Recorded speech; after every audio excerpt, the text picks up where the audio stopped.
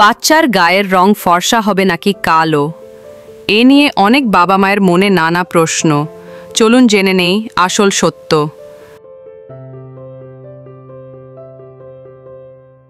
শিশুর ত্বকের রং নির্ভর করে জেনেটিক্স বা বংশগত বৈশিষ্ট্যের ওপর।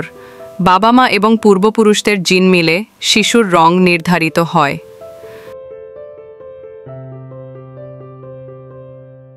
জন্মের পর প্রথম কয়েক মাসে শিশুর রং বদলাতে দেখা যায়, কারণ তখন ত্বকে মেলানিন তৈরি হতে থাকে। তাই জন্মের সময় কালো মনে হলেও কয়েক মাস পর স্বাভাবিক রং প্রকাশ পায়।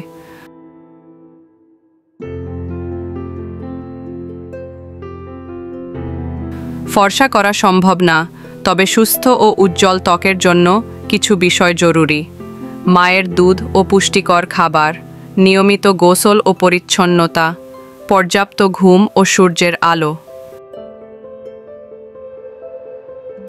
বাজারের ফর্সা করার ক্রিম, ঘরোয়া টোটকা বা ক্ষতিকর কিছু ব্যবহার করা শিশুর ত্বকের জন্য বিপজ্জনক। এগুলো একেবারেই ব্যবহার করবেন না। মনে রাখবেন, শিশুর সৌন্দর্য তার স্বাস্থ্য ও হাসিতেই, গায়ের রং নয়। সুস্থতা সবচেয়ে গুরুত্বপূর্ণ।